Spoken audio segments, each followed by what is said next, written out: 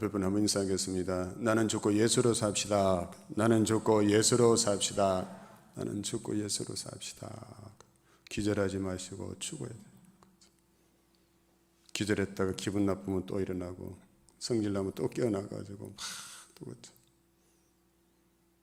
죽은 듯이 사는 게 아니라 죽은 자로 살아야 되겠죠. 그래야 예수가 살죠. 예수가 나타나고 그렇죠. 저부터요.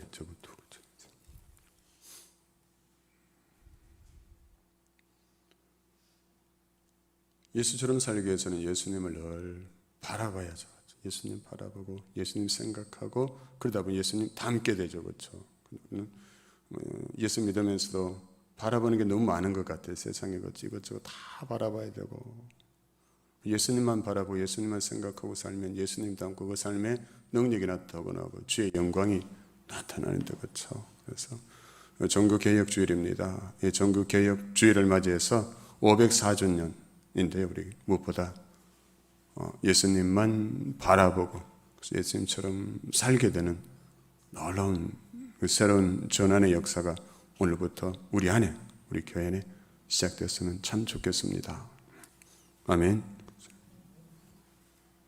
죽기 싫죠, 그렇죠? 어떻게 해서든 내가 살아야 잘 될 것 같고 그렇죠? 공자가 죽어야 한국이 산다. 그런 책 보고 누가 그러더라고요. 목사가 죽어야 교회가 산다. 맞습니다. 그렇죠? 목사가 죽어야 교회가 살고 목사가 죽어야 예수가 교회 안에 살아서 목사가 죽어야 예수가 교회의 주인이 되었어. 예수님 일하시고 예수님 능력과 영광이 나타나죠. 그런데 목사가 시퍼렇게 살아있으면 절대 예수님 일하실 수 없죠. 그렇죠? 그래서 죽은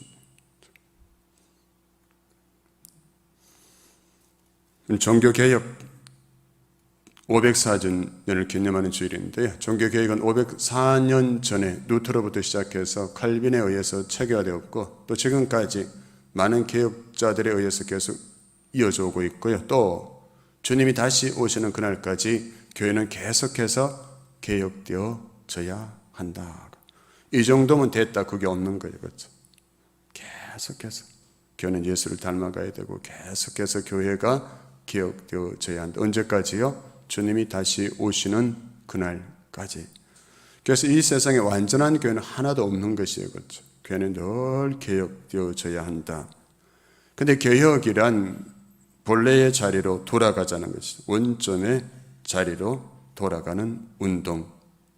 그런 교회의 원점이 어디입니까? 바로 복음이잖아요. 그렇죠? 복음으로 인해서 교회가 시작되었잖아요. 개혁운동은 곧 진리의 복음을 회복하는 운동이라 이렇게 말할 수도 있겠습니다. 진리의 복음을 회복하는 것. 그래서 우리 교회가 속한 대한예수교 장로회 통합교단의 2022년 주제는 복음으로 교회를 새롭게 세상을 이롭게입니다. 그래서 우리 교회도 2022년 표어는 복음으로 교회를 새롭게 세상을 이롭게. 근데 교회가 누구입니까? 교회는 건물이 아니잖아요. 그렇죠? 교회는 하나님의 부르심을 받은 사람들의 모임, 이 공동체가 교회니까 내가 곧 교회다. 내가 교회다. 그래서 복음으로 내가 새로워져야 돼. 복음으로 내가 새로워져야 세상을 이롭게 할 수가 있다. 그래서 교회를 새롭게 하고 세상을 이롭게 하는 이 복음이란 무엇입니까? 바로 예수님이 우리 죄를 대신하여 십자가에 달려 죽으시고 부활하심으로 우리가 죄를 용서받고 우리가 하나님의 자녀로 거듭나고 천국의 소망을 가지고 살아가게 된 것. 이 소식이, 이 복음이 기쁜 소식, 굿뉴스라고 하자는 거죠. 이 소식이 인간에게 있어서 가장 기쁜 소식이요 최고의 뉴스가 복음이다. 예수 그리스도가 내 죄를 대신해서 죽으심으로 내가 살 수 있게 되었다. 여러분, 사형수에게 있어서 가장 기쁜 소식이 무엇입니까? 당신이 죽지 않아도 된다. 당신이 살 수 있게 되었다. 그것보다 더 기쁜 소식이 어디 있을까요? 죄로 인해서 죽은 우리가, 저와 여러분이 예수 그리스도의 십자가 죽음과 부활을 통해서 살 수 있게 되었다. 영생의 생명을 얻게 되었다. 이거보다 더 기쁜 소식이 어디 있을까요? 그렇죠? 그런데 문제는 뭐예요? 이 복된 소식, 이 기쁜 소식이 지금도 여전히 나를 기쁘게 하고 있는가? 여러분, 십자가 부활의 이 복음을 들으면 여러분의 가슴이 설레고 가슴이 뜁니까, 여러분? 한번 묻겠습니다. 여러분, 최근에 여러분이 십자가 부활 이 복음으로 나 같은 죄인을 살려주신 이 놀라우신 은혜, 이 사랑 때문에 감격해서 울어보신 적이 언제입니까, 여러분? 예수 믿으면서도 속상해서는 우는데, 자존심 상해서는 잠 못 자고 우는데, 이 십자가 부활, 나 같은 죄인을 살려주신 이 복음의 이 소식을 듣고 감격해서 울어보신 적이 몇 년 전입니까, 여러분? 몇십 년 전입니까?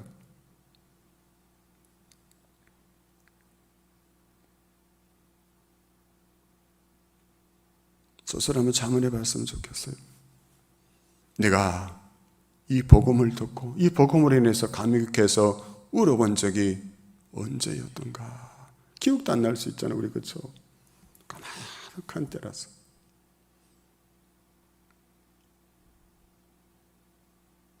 전에 좀 새벽에 설교 마치 혼자 기도할 때 가끔 나 같은 죄인 살리신 이 찬양을 자꾸 나오더라고요.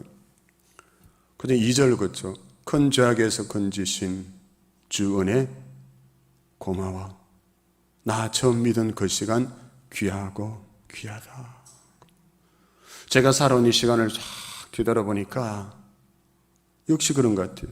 내가 처음 예수를 믿게 된 그 시간이 가장 귀한 시간이더라고요. 나 같은 죄인은 그 큰 죄악에서, 지옥의 땔감으로밖에 쓰임받을 수 없는 그 죄악 구덩이에서 나를 건져주신 것, 그 시간, 주님과 처음 만났던 그 시간이 내 인생에 있어서 가장 귀한 시간이더라. 자꾸 그 찬송이 나와요. 그 시간 너무나 귀하고 귀하다. 그 은혜가 너무나 고맙다. 그런데 그 감격이 없으면, 그 감격이 식어져 있다면 우리는 복음을 다시 들어야 돼. 매일 새롭게 복음을 들어야 돼. 매일 복음 앞에 다시 써야 되고 복음 앞에서 다시 시작해야 하는 거예요. 그래서 15절에서 사도 바울의 이 말씀을 다시 한번 읽겠습니다. 오늘 나에게 선포되는 말씀이라 여기면 한번 다시 같이 한번 읽겠습니다. 시작. 그러므로 나는 할 수 있는 대로 로마에 있는 너희에게도 복음 전하기를 원하노라. 아멘. 이 말씀에는 사도 바울의 간절한 한 가지 소원이 담겨 있어요. 그렇죠? 사도 바울의 간절한 소원. 그것이 무엇입니까?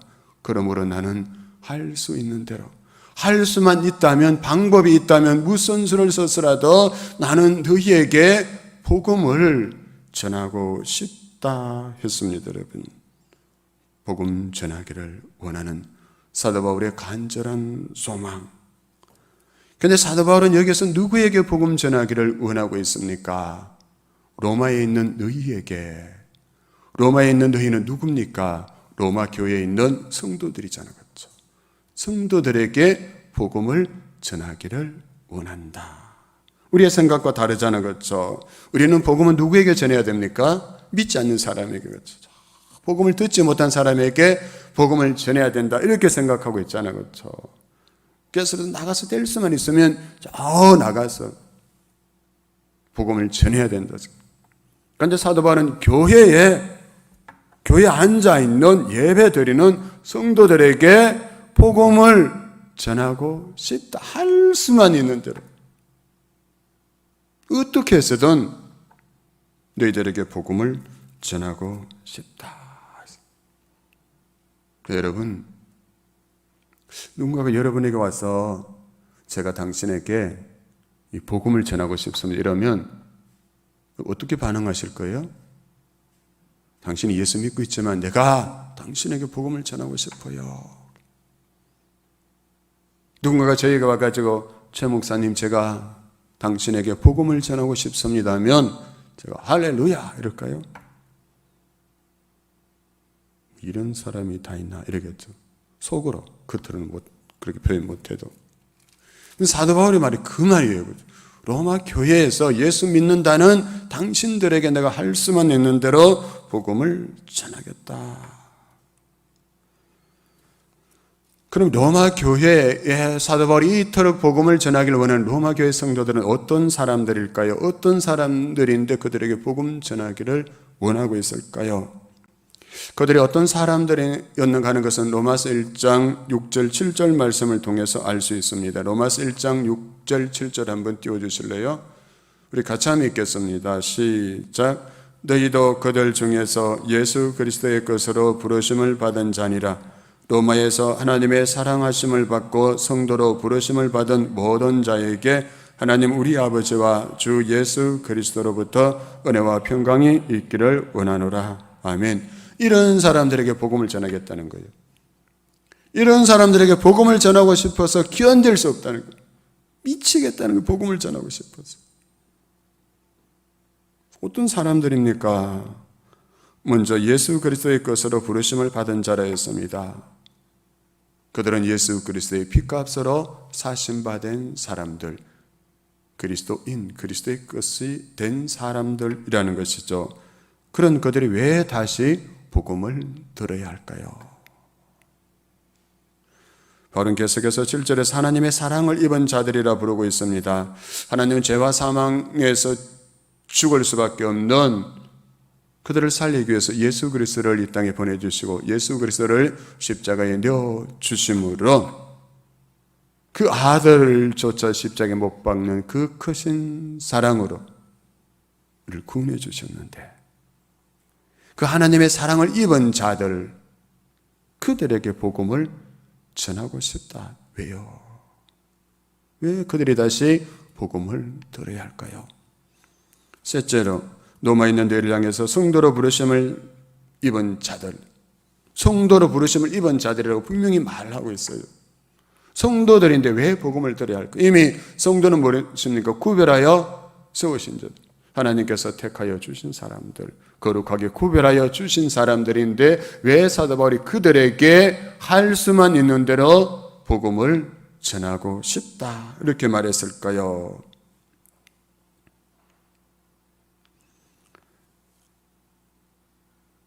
예수 그리스도의 것으로 부르심을 입은 자들, 하나님의 사랑을 입은 자들, 성도들, 이 세 가지 신분을 갖추고 있는 사람들에게 왜 다시 복음을 전해야 할까? 바울이 그들에게 간절히 복음을 전하고 싶어 한 이유는 그들에게 있어서 복음의 감격, 복음에 대한 뜨거운 열정이 식어져 있었기 때문이었습니다. 로마 교회는 누가 세웠는지 모르지만 사도 바울이 로마서를 기록할 당시 이미 25년의 역사를 가진 교회였다 했습니다. 교회가 세워진 지 25년이 지나면서 차츰차츰 그 교회 안에 복음의 감격, 복음의 열정이 식어져가는 사람들이 늘어가기 시작했다는 것이죠. 복음을 들어도 아무 감각이 없어져 버린 사람들, 무감격해진 사람들이 그 교회 안에 늘어가기 시작했다. 25년 만에. 그렇다면 여러분 묻습니다. 여러분은 몇 년 만에 구원의 감격이 식어져 버렸습니까? 한번 생각해 보세요. 내가 예수 믿은 지 내가 몇 년 만에 이 구원의 감격, 복음의 감격이 싸늘하게 식어지고 내 마음이 강팍해지고 메말라져 가고 있는지, 언제였는지. 그 아는 분은 그래도 괜찮은 거예요. 문제는 뭐예요? 모르는 거예요. 내가 복음의 감격, 이 복음에 대한 뜨거운 열정이 식어져 가고 있는데 모르고 있는 사람은 진짜 심각한 거예요. 그 사람이 진짜 심각해요. 자기만 모르는 거예요.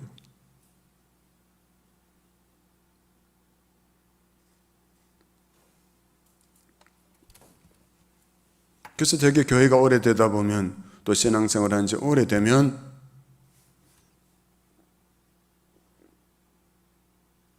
그 열정이 비재근하게 식어버리고 다시 자꾸 옛날 얘기만 하잖아요. 그렇죠?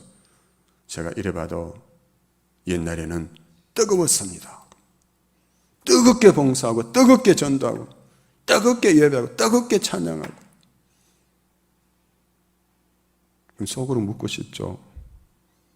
지금은 예수님이 당신 안에서 돌아가셨습니까? 지금은 당신 안에 예수님이 살아계시지 않습니까? 지금 예수님이 살아계신다면 어떻게 자꾸 20년, 30년, 40년, 10년, 5년 그 얘기만 자꾸 하십니까? 어제 만난 예수는 없습니까? 어제 예수님은 당신 안에서 어떻게 역사하셨습니까? 그 얘기는 왜 없냐는 거예요. 어제 얘기는 왜 없고 오늘 얘기는 왜 없고 자꾸 맨날 그 얘기만 자꾸 하는 거예요. 주님 얼마나 안타까우실까요? 야, 나는 어제도 너와 함께하고 오늘도 너와 함께하고 있는데 너는 왜 자꾸 몇십 년 전 얘기 그 얘기만 자꾸 하고 있느냐? 그때 뜨거웠다고, 그때 좋았다고. 어제 너와 함께하고 오늘 너와 함께하고 나는 뭐냐? 우리 주님 그렇게 안타까워지지 않을까요? 그렇게 아파하시지 않을까요?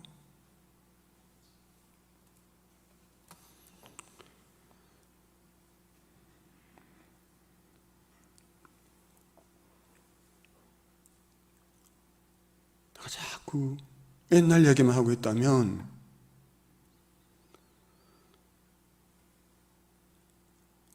복음을 들어야 할 사람은 예수 믿지 않는 누군가가 아니라 바로 우리 자신, 나 자신이라는 사실을 알아야 돼요.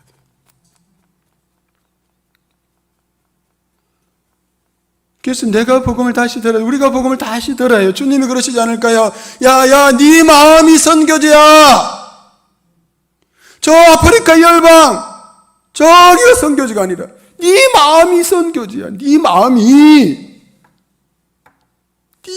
선교지. 나는 네 마음에 피 묻은 십자가의 복음을 전하고 싶다고 그렇게 하지 않으실까요? 네 마음에. 네 왜 자꾸 다른 사람만 보고 다른 데 가서 복음 전하고 그것만 생각하느냐고. 네 마음에 피 묻은 십자가의 복음이 살아져 있고 그 감격이 흐르고 있는가. 그 십자가의 보혈이 네 마음을 적시고 있느냐. 그래서 내가 네 마음에 복음을 전하고 싶다. 네 마음이 선교지야. 네 마음이 선교지야.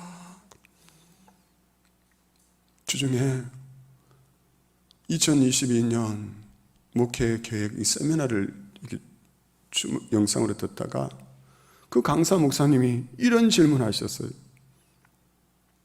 뭐냐면 당신이 만일 교회를 찾고 있는 성도라면 당신이 담임 목사로 있는 그 교회에 등록하고 싶겠는가?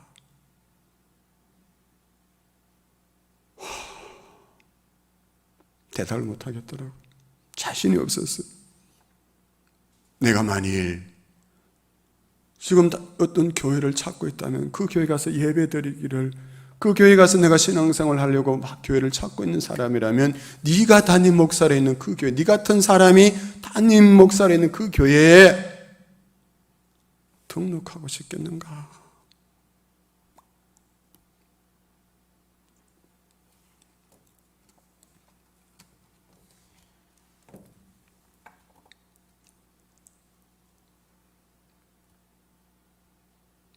두려웠습니다.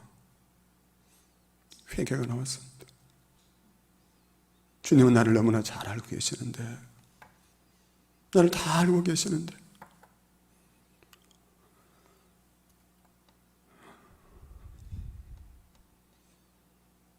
목회한 지 27년 만에 강팍해지고 삭막해지고 메말라버린 심령이 되어버린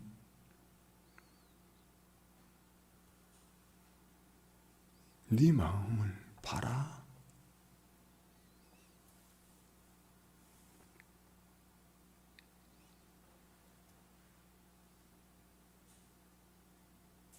우리 마음속에 피 묻은 십자가의 복음의 감격이 다시 살아났으면 좋겠어요. 십자가만 봐도 눈물이 나던 그때 그 감격, 그날 그 순간으로 그 자리로 다시 돌아갔으면 좋겠어요. 십자가를 들어도, 십자가 설교를 들어도 너무나 덤덤해져 있고, 그렇죠? 또 저 설교야, 또 십자가야, 다 아는데 다른 사람들한테 가서 하지 왜 교회에서 젖을 가느냐고.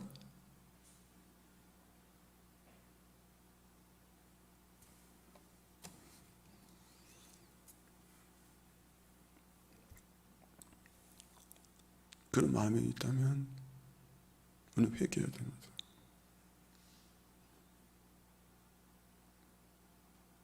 네 마음이 선교제야. 나는 내 마음에 피 묻은 이 복음을 전하고 싶어하는 주님의 음성이 우리 마음을 두드렸으면 좋겠어요.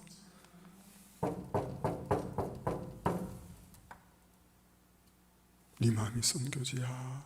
다른 사람의 문제 아니야.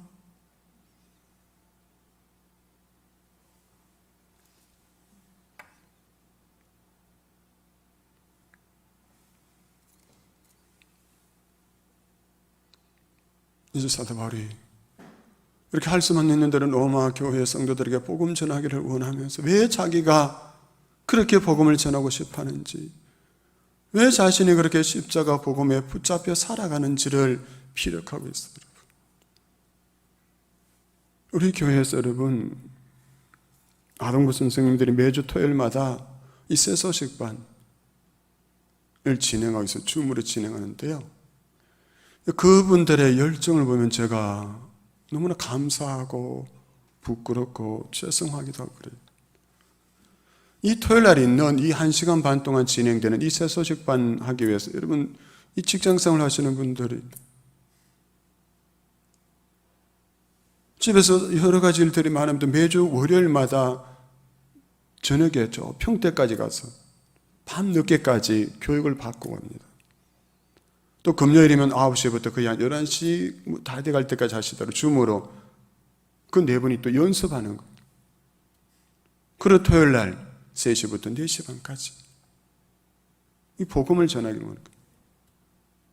근데 저 울산에 있는 3명의 아이들까지 이거 참여하도록 줌을 하니까, 근데 안타깝게도 우리 교회는 3명, 저 울산의 애들이 3명이 참여하는데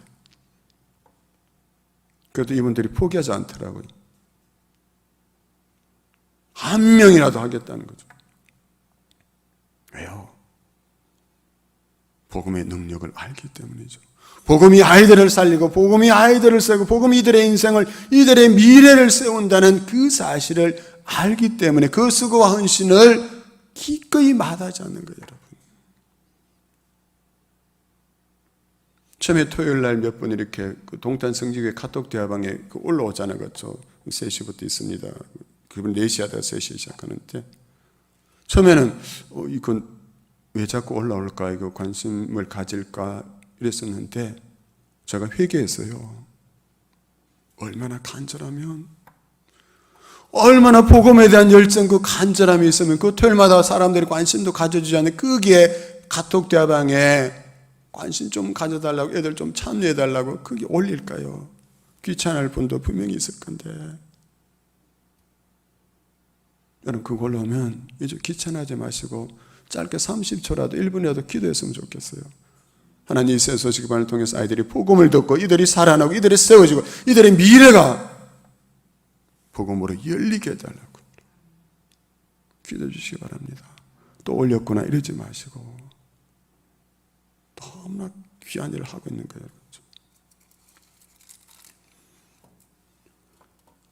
사도 바울도 그러잖아요. 16절에서 자기가 그렇게 복음 전하기 원한 이유는 내가 복음을 부끄러워하지 아니하노니 이 복음은 모든 믿는 자에게 구원을 주시는 하나님의 능력이 됨이라. 자기 복음의 능력을 맛보았기 때문에 그는 할 수만 있는 대로 복음 전하기를 원했고 복음에 사로잡혀 살았던 거예요. 복음에는 하나님의 능력이 있습니다. 복음에는 나를 살리는 능력이 있고요. 복음에는 가정을 살리는 능력이 있고, 복음에는 교회를 살리는 능력이 있고, 복음에는 나라와 민족을 살리는 능력이 있는 줄로 믿습니다. 여러분, 복음에 있어요. 세계를 보세요. 나라를 보세요. 그럼 과학기술이 발달하지만 점점 좋아지고 있습니까? 죄악이 점점 더 관영해지고 있잖아요. 밤에 밤길 다니기도 무섭잖아요. 그렇죠? 사람이 어찌 그렇게 할 수 있을까? 사람이 어떻게 저 짓을 할 수 있을까? 그런 한탄이 늘어나고 있잖아요. 그렇죠? 그러니 구원하는 능력 어디에 있습니까? 복음밖에 없다는 것. 복음에 있는 줄 믿습니다. 십자가 불의 복음, 십자가의 도를 어리석다고 생각하지만 그러나 그 십자가 안에 사람을 살리고 구하는 능력이 있는 줄로 믿습니다. 여러분, 누구에게요? 믿는 자에게, 모든 믿는 자에게. 믿지 않으면 능력이 되지 않아요. 믿으면 십자가 부활의 복음을 믿는 자에게는 이 복음이 살리는 능력이 되고 새롭게 하는 능력이 된다는 사실이죠. 그렇죠? 그래서 사도 바울은 오늘 본문의 마지막 17절에서 이렇게 결론을 내리고 있습니다. 복음에는 하나님의 의가 나타나서 믿음으로 믿음에 이르게 하나니 기록된 바 오직 의인은 믿음으로 말미암아 살리라 함과 같으니라. 아멘. 의인은 무엇으로 산다고요? 믿음으로 산다. 아멘. 여러분, 무엇으로 사십니까? 한국인은 밥심으로 산다 이 말이 있는데 여러분도 밥심으로 사십니까? 그리스도는 무엇으로 살아야 합니까? 믿음으로 살아야 되고 믿음으로 세상을 이겨가고 믿음으로 사탄, 마귀, 귀신을 이겨야 돼요. 믿음의 그 능력을 주셨어요. 왜 믿음을 주셨을까요? 사용하라고. 믿음이 이기네, 믿음이 이기네, 주 예수를 믿음이 온 세상 이기네, 주 예수 믿는 힘으로 온 세상 이기네. 할렐루야. 여러분. 근데 여러분, 면허증에 장롱 면허 있는 거 아시죠? 장롱 면허가 뭐예요? 면허증을 따긴 땄는데 저기 그냥 이렇게 보관해 두다 보니까 나중에 운전하려고 해도 서지를 못하는 거예요. 장롱 면허증. 그런데 면허증에만 장롱 면허증이 있는 게 아니라 믿음에도 장롱 믿음이 있는 거예요. 오래전에 믿기 시작했어요. 근데 믿음을 사용해 보지 않았어요. 그냥 장롱 속에 톡 보관해 둔 거예요. 근데 막상 어떤 일이 생겨서 이제 믿음 한번 사용하려고 하니까 장롱 믿음이라서 사용할 줄을 모르는 거예요. 그 믿음이 어떻게 능력이 나타날까요? 믿음을 사용하셔야 돼요. 사용하라고 주셨어요.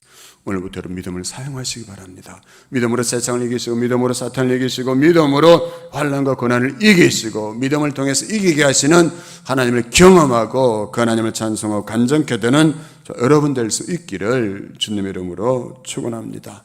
믿음이 이긴다 하셨으니까요. 이기는 경험을 하셔야 돼요. 믿어봐도 별거 없더라. 그런 패배자 부정적인 그 믿음이 아니라 믿음 이긴다 하셨으니까 나는 믿음을 이기는 자가 될 거다. 믿음으로 이기고 승리 주시는 그 하나님을 내가 경험하고 그 하나님을 자랑하는 간증의 주인공으로 내가 살겠다. 이 결단하면 믿음으로 도와주시죠. 그렇죠? 여러분, 팀 켈러는 센터 처치라는 그의 책에서 복음 부흥이라는 말을 소개하는데요. 그는 복음 부흥에 대해서 이렇게 정의합니다. 복음 부흥은 삶을 변화시키는 복음을 재발견하는 것이다. 복음은 그냥 죽은 복음이 아니라 삶을 변화시키는 복음의 재발견. 우리도 이런 복음의 부흥이 있어야 되지 않을까요? 삶을 변화시키는 복음의 재발견이 우리에게 필요하지 않을까요? 근데 오늘날 이 땅의 그리스도인들에게 가장 큰 아픔이 있다면 많은 그리스도인들이 복음의 능력을 잃어버렸다는 것이, 잃어버린 것도 모른 채 살아가는 사람들이 너무나 많이 있다는 것입니다. 그래서 뭐예요? 다른 것이 교회와 성도의 능력인 것처럼 속아서 복음을 부끄러워하고 다른 것을 자랑하는 교회가 늘어가기 시작했다는 거예요. 얼마나 그래서 복음을 부끄러워하는 교회라는 책도 나왔어요, 여러분. 교회가 자랑해야 할 것은 십자가 부활의 복음인데 오늘날 교회들이 다른 거 자랑해요. 뭐 자랑해요? 교회 건물, 교회 크기, 성도 수, 많은 헌금 이런 걸 자랑하는 거예요. 건물 가보세요. 동탄에도 저기 메타폴리스, 어느 교회가 메타폴리스만큼 큰 건물이 있습니까? 돈? 삼성 수원 사업장 여기 있는 돈하고 게임이 됩니까? 사람 수? 그것도 여기 삼성 여기 직원들 숫자가 몇 분이에요 지금? 그거하고 비교가 됩니까? 근데 왜 그걸 자랑해요? 거기에 없는 걸 자랑해야 되잖아요. 그렇죠? 거기 없는 게 뭐예요? 교회에만 있는 것 복음이잖아요. 복음. 복음을 자랑해야 되죠. 우리 교회는 복음이 있습니다. 복음의 능력이 나타나고 있습니다. 복음으로 사람이 살아나고 사람이 세워지고 있습니다. 가정이 살아나고 가정이 세워지고 있습니다. 복음으로 병든 자가 치유받았습니다. 복음으로 마음이 상한 자가 치유되고 회복되고 복음으로 깨어지고 상한 관계가 회복되었습니다. 할렐루야! 복음이 했습니다. 이거 자랑해야죠. 목사 자랑 절대 하지 마세요. 복음의 능력을 자랑하죠. 그런데 복음은 세 가지 구조로 설명할 수 있는데요. 첫째는 과거의 그때, 둘째는 지금 오늘, 셋째는 미래의 그날. 근데 과거의 그때는 우리가 예수 그리스도의 십자가 부활의 복음을 믿고 그를 통해서 구원받아 하나님의 자녀가 된 것, 그거 다 있어요. 그렇죠? 미래의 그날은 뭐예요? 우리가 이 다음에 죽어서 영원히 주님 품에 안겨서 살아가는 그날, 그거 다 믿어요. 그렇죠? 근데 중요한 건 지금 오늘이에요. 오늘. 복음의 현재성을 상실한 채 살아가는 사람들이 너무 많이 있다는 것이죠. 우리가 기억할 것은 복음은 바로 지금 오늘 우리의 삶의 현장에서 어떤 영향을 끼치고 있는가. 내가 가정에서 아버지로 어머니로 살아갈 때, 내가 남편으로 아내로 살아갈 때, 내가 저 사회에서 여러분 직장에서 생활할 때, 내가 학교에서 학생으로 살아갈 때, 교사로 살아갈 때, 그때 복음이 나에게 어떤 영향을 끼치고 있는가 하는 거죠. 그때 복음이 나를 어떻게 도와주고 있는가? 이런 복음의 도움을 받고 계십니까? 복음의 영향력을 경험하고 사십니까? 복음의 능력을 오늘 현재 지금 맛보고 사십니까? 그게 있어야 돼요. 예전에 구원받은 그 과거의 그 복음, 미래의 천국 갈 그 복음만 아니라 그것도 중요하지만 지금 오늘 복음이 나에게 어떤 일을 하고 있는가? 그게 있어야 돼요. 그거 없으면 죽은 복음 되는 거예요.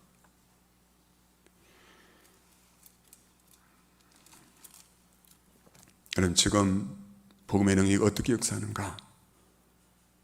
복음의 능력으로 살아가는 사람들에 대한 얘기를 마지막으로 하나 나누겠습니다. 과일 가게를 운영하는 부부가 있는데요. 그들은 가장 맛있는 과일을 싸게 이렇게 제공하고 싶어서 부지런히 새벽 시장을 누빕니다. 이들은 자신들의 채소를 파는 이 직업이 하나님이 부르신 소명으로 이렇게 믿고 있습니다. 그래서 단순한 장사가 잘 되는데 초점을 맞추는 것이 아니라 하나님의 나라와 의를 구하면서 그 채소 가게, 과일 가게를 하고 있다는 거예요. 놀라운 것은 전국에서 사람들이 그 채소 가게에 온다는 거예요. 이들의 삶으로 인해서 예수 그리스도가 전해지고 있다는 사실입니다. 그래서 예수 믿는 사람은 역시 다르다고 문자 메시지도 오고요. 그들의 삶을 보고 교회에 등록하고 예수를 영접한 경우도 있다는 것입니다. 예수 믿는 사람들이 왜 그래? 예수 믿는 사람들이 더해 이런 말들이 차고 넘쳐나는 이 시대에 비록 내가 채소 가게를 하고 있지만 하나님의 나라와 의를 구하고 내가 그리스도님을 분명히 밝히고 그를 하는 그들을 통해서 예수 그리스도 복음의 능력이 나타나고 있다는 사실이에요. 여러분. 아멘. 우리가 그런 삶을 살았으면 좋겠어요. 어디에서 무엇을 하든지 교회가 자꾸 성공하고 출세하라 이것만 부추기는 것이 아니라 여러분 저기서 무슨 일을 하든지 내가 어디 가서 여러분 무슨 장사를 하든지 내가 청소를 하며 살든지 뭘 하든지 그렇죠. 내가 운전을 하며 살든지 그것이 하나님께서 나에게 주신 소명이라는 그 의식으로 하나님의 나라 의를 구하며 나아갈 때 하나님의 영광이 나타나고 그게 생명의 역사가 살리고 구원하시는 하나님의 역사가 나타날 줄로 믿습니다. 복음의 능력이 그와 함께하기 때문이죠. 마지막으로 시간 좀 갖지만 우리 교회를 한번 생각해 보겠습니다. 한번 띄워주실래요? 대한 땡땡땡 장로회 동탄성지교회. 저기 땡땡땡에 뭐가 들어가야 합니까? 빠진 거. 예수교죠. 대한 예수교 장로회 동탄성지교회. 우리 교회는 그런 교회. 우리 교회 대한 건물교 장로회 동탄성지교회 아니죠. 그렇죠? 건물교, 목사교, 사람교, 돈교 아니에요. 예수교예요. 예수교회인데 예수가 빠지면 어떻게 돼요? 아무것도 아닌 게 되죠. 대한 예수교 장로회 동탄 성지교회인데 예수는 빠지고 다른 것들로 채워주면 그 교회는 아무것도 아닌 게 되는 거예요. 그래서 우리가 예수님의 이야기로 가득한 교회 이렇게 써놓겠잖아요. 성경 구절 한번 띄워주실래요? 한번 보겠습니다. 왜 예수가 있어야 하는지. 마가복음 5장 27절 보면 예수의 소문을 듣고 무리 가운데 끼어 뒤로 와서 그의 옷에 손을 대니 했습니다. 7장 25절 이에 더러운 귀신 들린 어린 딸을 둔 한 여자가 예수의 소문을 듣고 곧 와서 그 발 아래에 엎드리니 누가복음 7장 3절 예수의 소문을 듣고 유대인의 장로 몇 사람을 예수께 보내 오셔서 그 종을 구해 주시기를 청한지라. 아멘. 저게 공통적으로 나타나는 표현이 뭐예요? 예수의 소문을 듣고. 아멘. 예수의 소문을 듣고. 여러분 질병으로 가난으로 여러 가지 삶의 문제로 질고련해서 고통과 절망, 여러분 죽음에 그림자에 눌려 살아가던 자들이 무엇을 들었다고요? 예수의 소문을 듣고 희망을 품기 시작하는 거예요. 내가 예수만 만나면 살아날 수 있다. 내가 예수만 만나면 치유될 수 있다. 내가 예수만 만나면 회복될 수 있고 내 삶의 문제가 해결될 수 있다는 그 희망을 품기 시작했고 예수의 소문을 듣고 예수께 나왔고 예수를 만남을 통해서 치유되고 회복되고 새롭게 하시는 은혜를, 그 영광을, 그 능력을 경험하게 되었다. 아멘. 그래서 우리 교회에 무슨 소문이 나야 될까요? 예수 소문이 나야 돼요. 예수 소문. 아멘. 예수 소문 냅시다. 목사 자랑 절대 하지 마세요. 여러분 저를 몰라서 그런 거예요. 저는 사람 자랑해야 돼. 끝까지 좋은 사람 잘 못 봤어요. 목사도 자랑하다가 끝까지 좋은 목사 거의 못 봤어요. 저는. 예수 자랑합시다. 건물 자랑도 하지 마시고 사람 자랑 그 무엇도 아니라 예수 자랑하고 예수 소문 낼 때 그때 그 교회가 사람을 살리고 사람을 쓰는 복음의 능력이 나타나고 그걸 통해서 하나님이 영광 받으시는 교회가 될 줄로 믿습니다. 그러기위해서 우리가 다시 오늘 말씀 제목처럼 복음 앞에서 다시 시작합시다. 아멘.